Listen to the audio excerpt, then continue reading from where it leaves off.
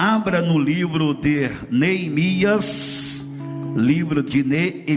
capítulo 1 e versículo de número 1. As palavras de Neemias, filho de Acalias, e sucedeu no mês de Quisleu. No meio do quê? Então veja bem, essa palavra Quisleu era um termo usado no calendário hebraico e se dava ao 9º mês do ano. Ou seja, este calendário hebraico, sabemos que não é igual ao nosso calendário, então se chamava Quisleu, né? Provavelmente no calendário hebraico, no mês de novembro, final de novembro a dezembro, tá? Só uma informação importante para que nós viemos entender melhor a mensagem. No ano 20º, estando eu em Suzã, a fortaleza, que veio Anani, um de meus irmãos, ele e alguns de Judá, e perguntei-lhes pelos judeus que escaparam e que restaram do cativeiro acerca de Jerusalém. E disse-me: os restantes que não foram levados para o cativeiro, lá na província estão em grande miséria e desprezo, e o muro de Jerusalém fendido e as suas portas queimadas a fogo. E sucedeu que, ouvindo eu essas palavras, assentei-me e chorei e lamentei por alguns dias. E estive jejuando e orando perante o Deus dos céus. E estive orando e jejuando perante o Deus dos céus. Agora o capítulo 2, só para nós compreendermos aqui alguns pontos importantes que eu vou falar. O verso 1: sucedeu, pois, no mês de Nissan.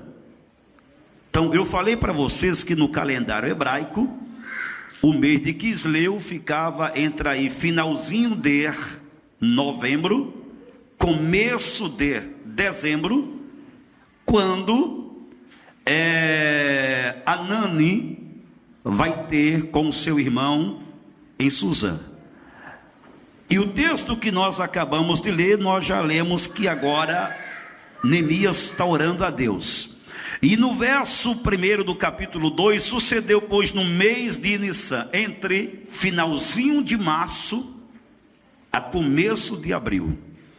Então, provavelmente, 3 meses depois, no ano 20º do rei Artaxerxes, que estava posto o vinho diante dele, e eu tornei o vinho e dei ao rei, porém nunca antes estivera triste diante dele. E a igreja diz amém? Amém. Eu acredito que os irmãos, as irmãs que estão aqui conosco, conhecem muito bem o chamado de Neemias, a posição que ele ocupava, a maneira que Deus o usou, a maneira que Deus o capacitou, todas as ferramentas que Deus deu a ele para trazer a reconstrução de Jerusalém. Mas eu quero começar esta mensagem falando sobre 3 coisas, aliás, sobre 4 coisas que me chamam a atenção na vida deste homem chamado Neemias. A primeira coisa que na história bíblica é quando um nome tem um determinado significado, é porque aquele nome que o qual tem um significado, existe um propósito, ou existe um projeto, existe algo que é significativo. Por exemplo, Neemias, o significado do seu nome é consolado ou confortado por Deus. Repita comigo: consolado ou confortado por Deus. Então esse é a primeira coisa que me chama a atenção do seu nome. Neemias, nós podemos chamá-lo de confortado por Deus, ou alguém que é consolado por Deus. O segundo ponto que me chama a atenção na vida deste homem é um ponto muito importante, porque quando nós olhamos para as Escrituras, nós observamos que Neemias, ele ocupa um determinado ofício. Ele não é apenas um copeiro, ele não é apenas alguém que está ali para servir ao rei, ele não é apenas alguém que está ali para beber do vinho antes que o rei bebesse. Ele é alguém de confiança, ele ocupa um ofício muito importante, porque o rei, ele acreditava muito em Neemias. Então Neemias, ele é um tipo de, o seu ofício, ele é um ofício muito importante. Ele, como eu já disse, ele não é apenas um copeiro, ele é alguém de alta confiança do rei. Esse é o segundo ponto. O terceiro ponto que me chama a atenção na vida deste homem é o ambiente que ele vive. Nós lemos o texto e a Bíblia diz que ele habita na fortaleza de Suzã.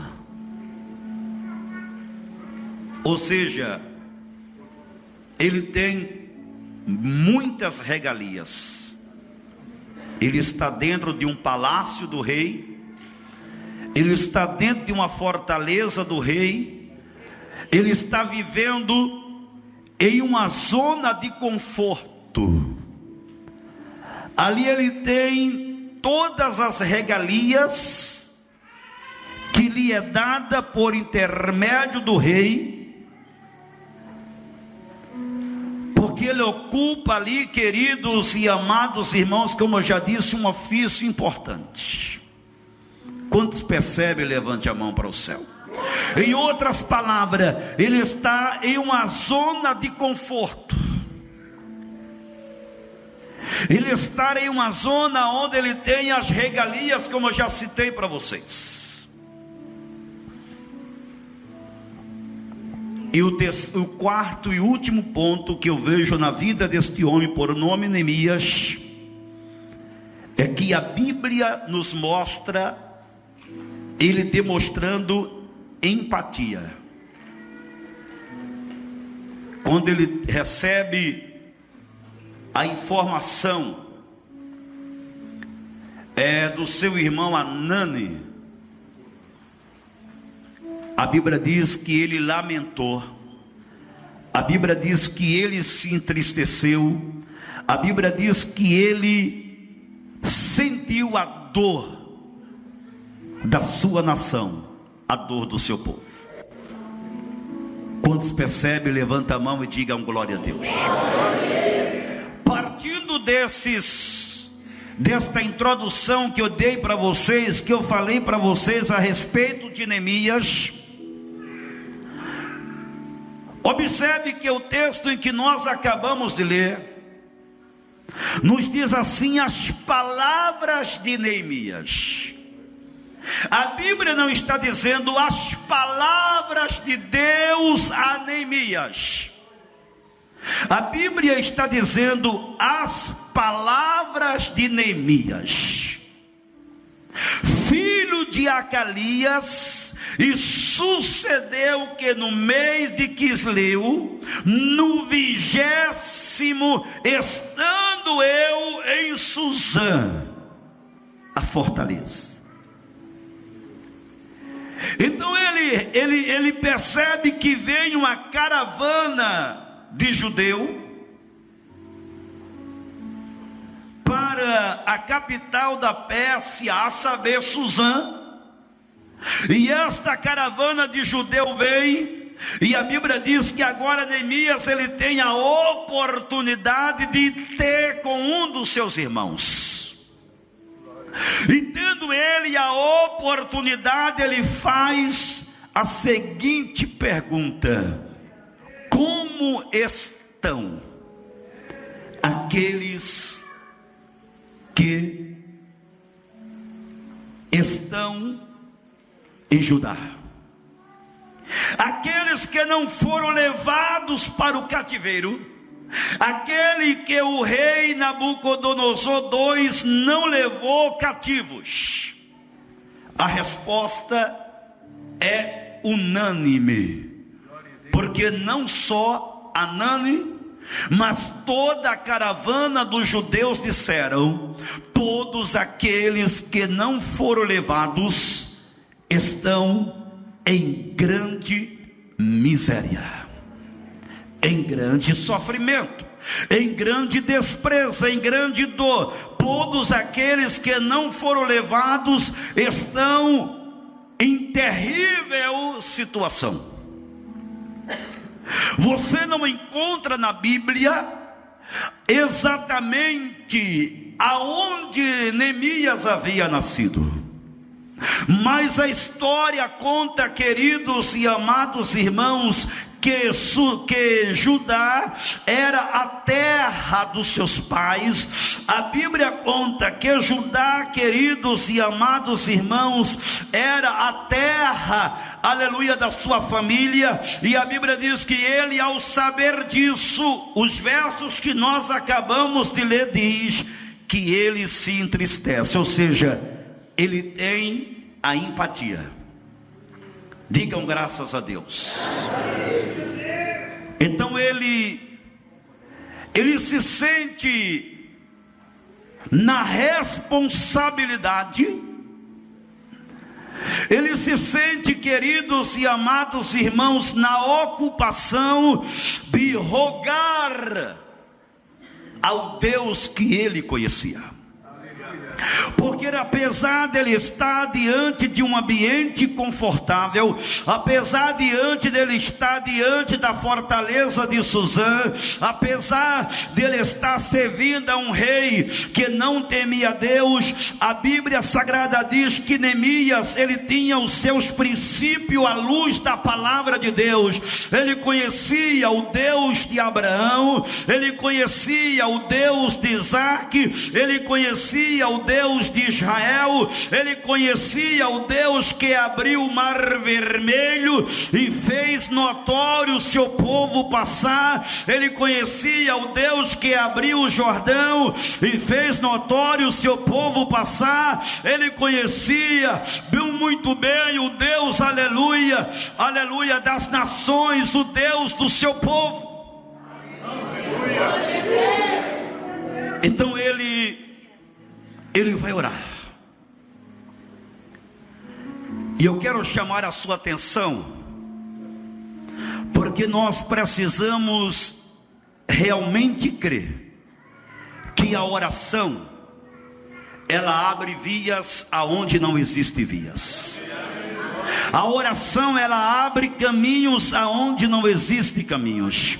A oração, queridos e amados irmãos, ela faz com que as coisas que não existem, aleluia, por meio do milagre divino, a existência possa acontecer por intermédio da oração. E eu quero saber aqui nesta noite, aliás, nesta manhã, quantos que estão aqui que pode, aleluia, receber esta palavra, porque você é testemunha ocular do poder da oração. Levante a sua mão nesta manhã e glorifiquem a Jesus Cristo, porque Ele merece. Versículo de número 4: e sucedeu que, ouvindo essas palavras, assentei-me e chorei e lamentei por alguns dias, e estive jejuando e orando perante o Deus dos céus. Algo me chama a atenção quando eu leio o verso de número 4. A Bíblia Sagrada diz que ele não fica apenas lamentando, ele toma uma atitude. E eu quero trazer aqui uma palavra ao seu coração. Eu não sei quais são as lutas que você tem passado. Eu não sei quais as provações que você tem passado. Eu não sei quais as dificuldades que você tem passado. Mas eu quero te dizer, aleluia, que é necessário tomar atitude em meio às crises.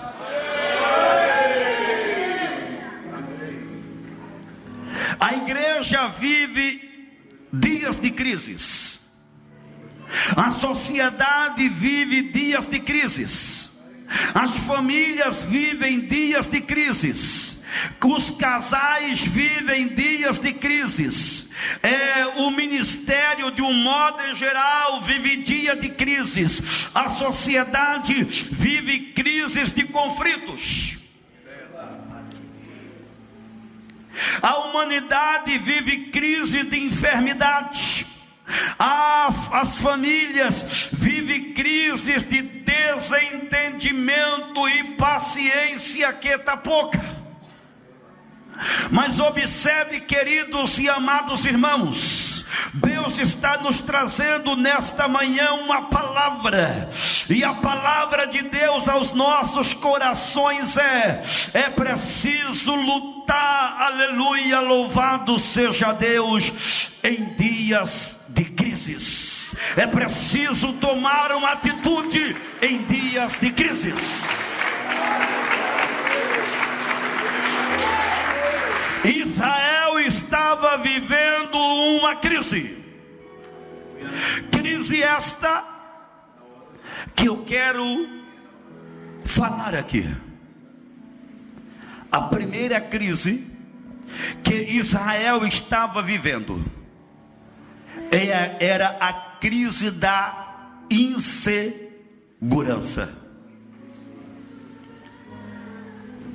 A cidade não tinha mais segurança, porque os seus portões haviam sido derrubados. Judá estava vivendo uma crise de calamidade pública. As doenças eram assolada em todas as vias públicas, uma crise de calamidade. Judá estava vivendo uma crise de escassez. Judá estava vivendo uma crise social. Mas quando nós olhamos para o texto sagrado, Deus levanta alguém que não só fica na oração, Deus levanta alguém que não só fica na posição da lágrima. Deus levanta alguém que não só fica na posição, queridos e amados irmãos, aleluia, do jejum. Deus levanta alguém que vai para cima. Se nós olharmos para a esquerda, nós vamos nos deparar com crises. Se nós olharmos para a direita, nós vamos nos deparar com crises. Se nós olharmos para a frente, nós também vamos nos deparar com crises. Se nós olharmos a nossa retaguarda, nós iremos nos deparar com crise. Se nós olharmos para o nosso interior, eu sei que eu estou pregando aqui nesta manhã para pessoas que têm conflitos internos, conflitos de inferioridades. Glória a Deus. Eu não vou conseguir, não vai dar certo,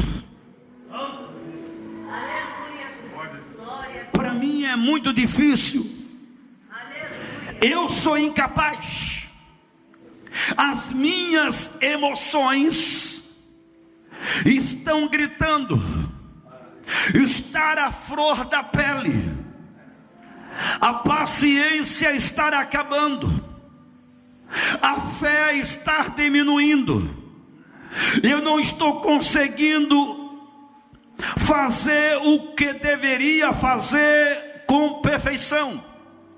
Isto é crise internas. Nós precisamos vencer as crises internas. Nós precisamos vencer as crises da mente. Esses dias eu estava lendo uma história e me chamou a atenção. A história eu quero trazer aqui como algo que posso acrescentar nesta mensagem. A história conta que um homem pegou um leão muito pequenininho e começou a criar aquele animal, aquele leão. E ele pegou uma corrente, colocou sobre aquele leão. E aquele animal foi crescendo, era um bebezinho, foi crescendo, chegou a uma fase adulta. E ele pegou aquele leão e ele amarrou em uma árvore. Na verdade não uma árvore, um pau. Ele perfurou o chão e amarrou aquele leão em apenas um pau. Aquele leão foi crescendo, de beber amarrado naquele pau como se um cão, tornou-se adulto com todas as forças. Mas em momento algum, a mente dele fez ele entender que ele era um leão, que ele tinha força para sair daquele lugar. Você percebeu o que eu falei ou não? O que eu quero dizer para você? A mente daquele leão estava parada no tempo. Ele era um grande leão com muita força, bastava apenas ele querer arrebentar aquele pau e ir embora, mas ele estava preso pelo poder da mente. Existem pessoas que são capazes, existem pessoas que são capacitadas, existem pessoas que, aleluia, podem superar este conflito interno, esses conflitos emocionais, esses conflitos psicológicos, esses conflitos que está norteando a sua vida. Porém, nesta noite, nesta manhã, o Espírito de Deus está dizendo que existem pessoas que ainda não conseguiram entender, mas eu tenho uma boa boa notícia para você nesta manhã, através desta palavra. Deus está desbloqueando o poder, aleluia, do espírito de inferioridade, e está trazendo o poder sobrenatural da mente.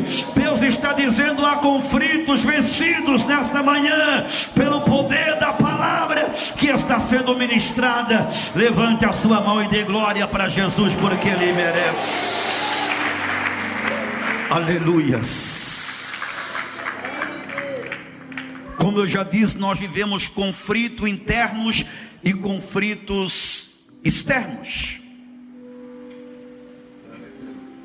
Esses dias eu pregava aqui no culto da semana, não me recordo exatamente o dia que eu pregava, e eu dizia aos irmãos que estavam aqui presentes: vocês percebem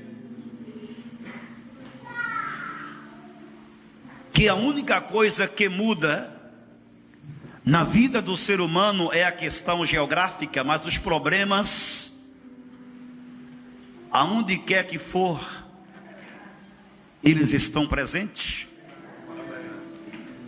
As pessoas estão procurando melhorias. Alguns saem dos seus países, cruzam fronteiras para procurar melhorias. E não vejo nenhum mal nisso. Mas o problema na sociedade existem. Porque o problema, ele é gerado através, ou foi gerado através do pecado. Os problemas existem, a única coisa que muda é a questão geográfica. É bem verdade que pode ter algumas mudanças em alguns sentidos da vida, mas as pessoas, aleluia, elas têm problemas, seja na Europa, seja na África, seja no Brasil, seja na América do Sul, seja na América Central. Os problemas existem. E o único que pode mudar essa história é a presença de Deus na nossa vida. Eu não estou dizendo que a presença de Deus vai trazer, aleluia, vai nos isentar dos problemas. Eu estou dizendo que a presença de Deus, aleluia, ela pode mudar a história do ser humano. O perdão, aleluia, louvado seja Deus do seu pecado, a sua entrega total. As pessoas estão vazias. O dólar não preenche o vazio, ou não resolve o problema da humanidade. O euro não resolve o problema da humanidade. A moeda mais forte de qualquer país do mundo, ou as riquezas de qualquer país do mundo, não resolve o problema da sociedade. O único que pode resolver, aleluia, e preencher o vazio do coração do homem é a presença do Espírito de Deus. É a presença, é a presença, é a presença. E se a presença está em nosso meio, levante a sua mão, abrace a presença de Deus.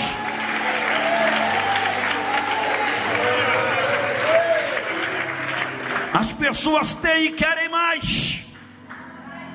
As pessoas possuem e querem mais, mas nada isso muda.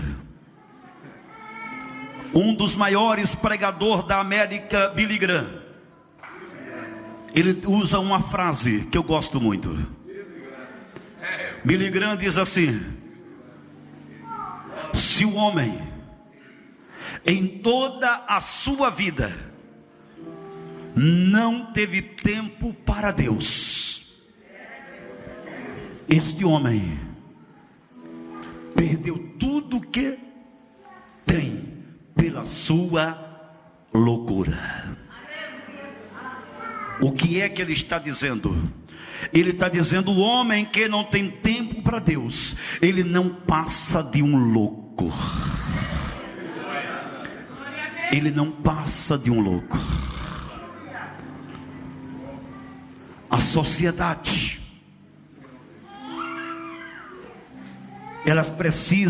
a sociedade precisa vencer os seus conflitos. Quando Neemias, ele ora, jejuma, e a Bíblia diz, por algum tempo, ele toma agora uma atitude. O capítulo 2, queridos e amados irmãos, a Bíblia diz que ele vai até a presença do rei Artaxerxes II, e ele conta a história do seu povo.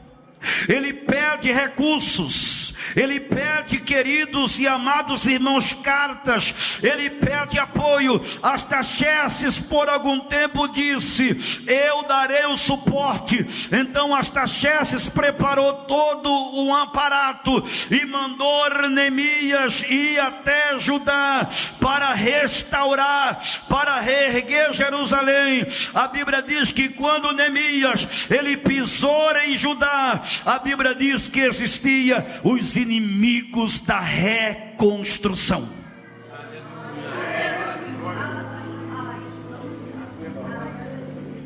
Os inimigos sempre existiu.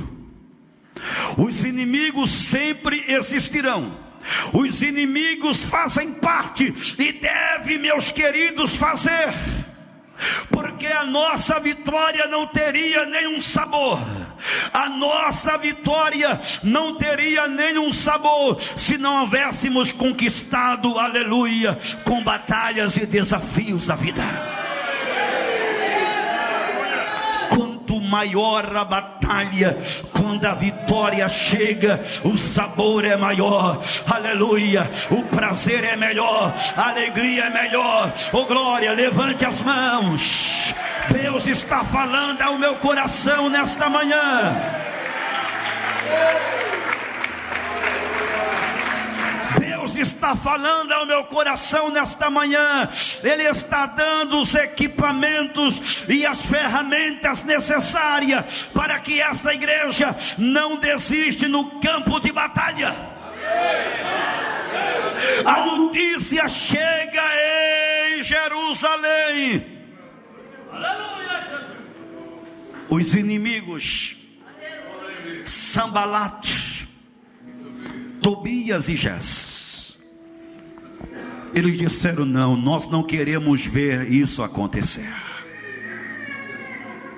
Nós não queremos. Isso não pode acontecer. Este povo vai permanecer escravo. Esse povo não pode mudar de vida. Isso não pode acontecer.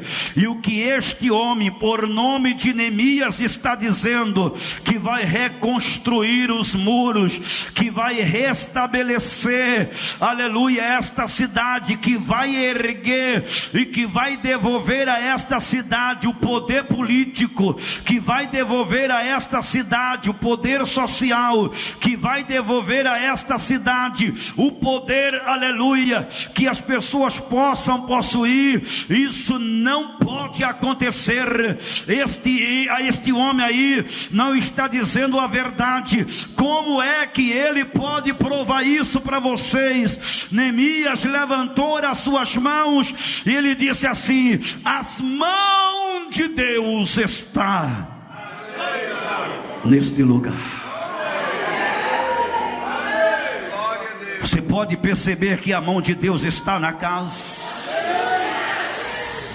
Levante as suas mãos e tome posse. Tome posse, tome posse, tome posse. Levante as suas mãos e tome posse do milagre em meio aos conflitos internos e externos.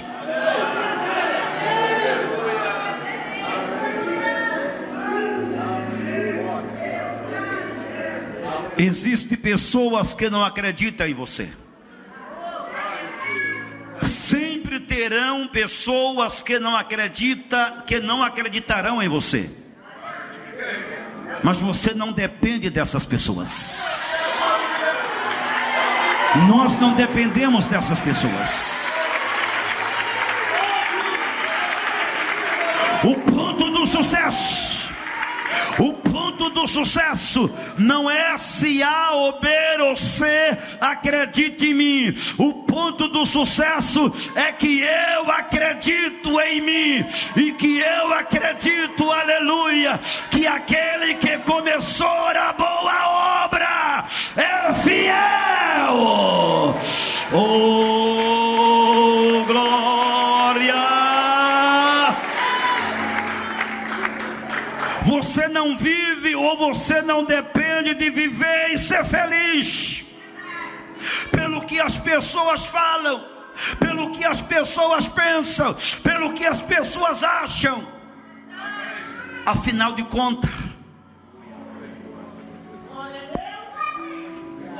se você for viver a sua vida pautada pelo que as pessoas acham ao teu respeito, pelo que as pessoas falam ao teu respeito, pelo que as pessoas pensam ao teu respeito, pelo que as pessoas falam ao teu respeito, você vai viver uma vida de conflitos. Deus está dizendo, através desta palavra: receba a minha libertação, receba a minha paz, receba a minha libertação, receba a minha paz. Glória a Deus.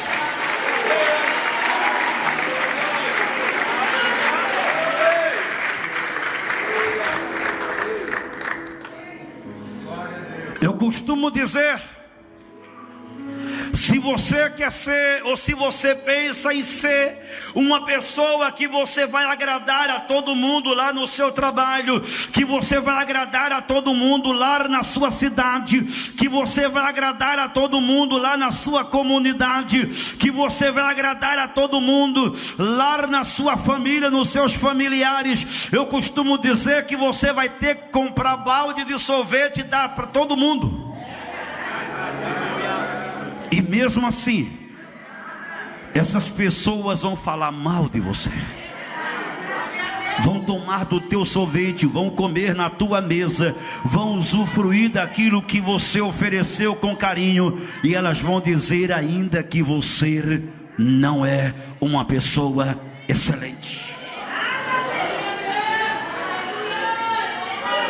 Por isso eu costumo dizer, Jesus, ele é o modelo do melhor líder, e mesmo sendo o modelo do melhor líder, sem ter pecado, sem ter oposições a etnias, a raças, a cores, a posição, sem ter oposição a gentios, ou a gregos, ou a judeus, mesmo assim, ele não era visto, aleluia, para todos como um bom mestre, como o Senhor.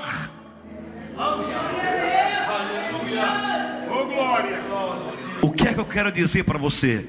Levante a tua cabeça nesta manhã, tome atitude diante das crises. Glória a Deus. Aleluia. Sambalate, Tobias e Gés, eles disseram: nós não acreditamos neste projeto, isso é impossível. Mas Neemias, ele estava convicto, ele estava certo, aleluia, que Deus o havia enviado, e que ele iria reconstruir Jerusalém, e que Deus não só queria ele como um reconstrutor de Jerusalém. O capítulo 5, versículo 14, Deus tem um outro projeto muito especial na vida de Neemias. Deus está dizendo: olha, Neemias, você não será apenas um reconstrutor, você será um líder político de Jerusalém. Você vai se tornar governador de Jerusalém. Eu vou colocar na sua mão o poder político em Jerusalém. E a Bíblia diz, queridos e amados irmãos, o capítulo de número 5, versículo 14, que quando Neemias se torna governador de Jerusalém, a Bíblia diz que ele não tocou sobre o pão de Jerusalém, ele não tocou sobre a água de Jerusalém, ou seja, ele não foi um político corrupto, pelo contrário, ele investiu todos os recursos necessários, aleluia, e os seus objetivos para a melhoria do povo. E qual é o ponto aqui, queridos e amados irmãos? É que aonde Deus quer nos levar, não há quem possa nos deter. O inferno não vai deter esta igreja, o inferno não vai deter esta mocidade, o inferno não vai deter os nossos pastores, o inferno não vai deter a nossa juventude, o inferno não vai deter, aleluia, esta comunidade. Sabe por quê? Porque esta comunidade, queridos e amados irmãos, ela está nas asas do Altíssimo. Levante a sua mão e dê glória para Ele.